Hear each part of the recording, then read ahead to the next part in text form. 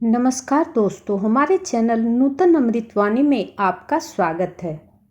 दोस्तों, जीवित पुत्रिका व्रत का त्यौहार अपने बच्चों के प्रति चरम और कभी खत्म न होने वाले प्रेम और स्नेह के बारे में है। इस अवसर पर माँ अपने बच्चों के कल्याण के लिए बहुत सख्त उपवास रखती हैं। जीवित पुत्रिका का व्रत के दौरान पानी की एक बूंद भी सेवन नहीं किया जाता है। यदि यह उपवास पानी से किया जाता है तो इसे खूर जितिया कहा जाता है। अश्विन महीने के कृष्ण पक्ष के दौरान 7वें दिन से 9वें दिन तक यह उपवास यह पर्व मनाया जाता है। यह 3 दिनों का पर्व होता है। प्रथम दिन नहाय खाए से प्रारंभ किया जाता है और दूसरा दिन निर्जला व्रत रखा जाता है और तीसरा दिन पारण किया जाता है। हर दिन हर विधान से यह व्रत किया जाता है। इस व्रत में बड़े ही कठिन और बड़े ही सख्त उपवास रखा जाता है। प्राथमिक दिन यानी कि पहला दिन जो त्यौहार होता है उसमें नहाय खाए की जाती है।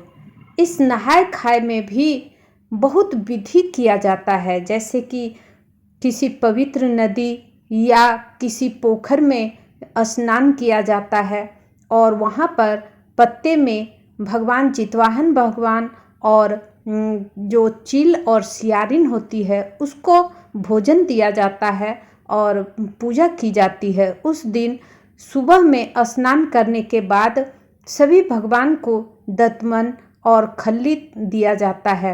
अगर किसी पवित्र स्थान पर न गए हों तो घर पर भी पोखर बना के यह विधि विधान किया जाता है।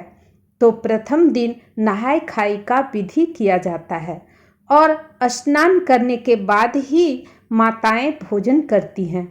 दूसरे दिन निर्जला व्रत रखती हैं और यह व्रत बहुत ही सख्त होता है, जिसमें कि एक बूंद पानी, अन्न तो खाता ही नहीं है लेकिन एक बूंद पानी भी नहीं पीता है। और उसमें शाम में भगवान जितवाहन भगवान और सभी भगवान एवं चील सियारन की पूजा की जाती है, डलिया भरी जाती है और विधि विधान से पूजा की जाती है। फिर तीसरे दिन पारण के दिन डलिया को खोला जाता है और डलिया के प्रसाद से सभी भगवान का फिर से पूजा की जाती है और विधि विधान से पूजा के बाद डलिया में जो मटर रहता है उसको निगलने के बाद ही व्रत का पारण किया जाता है। यह त्यौहार मुख्य रूप से उत्तर प्रदेश, झारखंड, बिहार और नेपाल के राज्यों में मनाई जाती है। अब मैं आपको जितिया पर्व की एक छोटी सी कथा सुनाती हूँ, जिसे जितिया पर्व में डलिया भरने के दौरान सुनी जाती है। अगर डलिया ना भी भरा जाए तो भी जितवाहन भगवान के व्रत की कथा को सुनने या पढ़ने से उनके संतान की रक्षा होती है। पौराणिक कथा के अनुसार जितवाहन नामक एक दयालु और बुद्धिमान राजा था। राजा विभिन्न सांसारिक सुखों से खुश नहीं था। इसलिए उसने अपने भाइयों को राज्य और उससे संबंधित जितनी भी जिम्मेदारियां थी उसे उसको सौंप कर जंगल चला गया। कुछ समय के बाद जंगल में चलते समय राजा को एक बूढ़ी औरत मिली जो बहुत रो रही थी। जब उसने उससे पूछा कि माँ क्या हुआ है, तो राजा को पता चला कि महिला नागवंशी सांपों के परिवार से संबंधित है और जिसका केवल एक बेटा था। लेकिन उन्होंने जो शपथ ली थी उसके अनुसार पक्षी राज गरुड़ को एक दिन एक सांप पेश करने का अनुष्ठान था और आज उसके बेटे की बारी थी। महिला की दुर्दशा को देखते हुए जितवाहन ने उससे वादा किया कि वह उसके बेटे और उसके जीवन को गरुड़ से बचाएंगे। फिर वह खुद को एक लाल कपड़े में ढककर चट्टानों पर लेट गया और खुद को गरुड़ के लिए खाने के रूप में पेश किया। जब गरुड़ आया तो उसने जीवंत वाहन को पकड़ लिया। अपने खाने के दौरान उसने देखा कि उसकी आंखों में कोई आंसू या मौत का डर नहीं है। गरुड़ ने यह आश्चर्यजनक पाया और उसकी वास्तविक पहचान पूछी।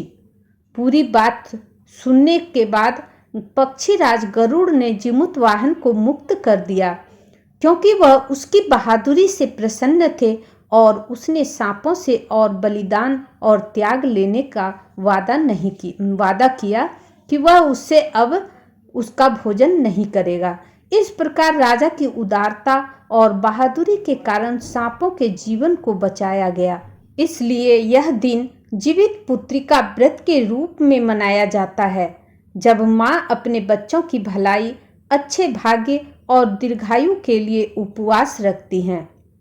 जीवित पुत्रिका का उपवास बहुत उत्साह और खुशी के साथ मनाया जाता है। बच्चों की दीर्घायु और अच्छे भाग्य के लिए माँ इस व्रत का पालन सबसे धार्मिक रूप में करती हैं। जो महिलाएं सप्त जीवित पुत्रिका व्रत का पालन करती हैं, उन्हें सूर्योदय से पहले सुबह उठना चाहिए, पवित्र स्नान करना चाहिए और पवित्र भोजन ग्रहण करना चाहिए। उसके बाद वे पूरे दिन भोजन और पेयजल पीने में खुद दूर रहना चाहिए। अगले सुबह जब अष्टमी तिथि समाप्त होगी, तब महिला अपना उपवास समाप्त करती हैं।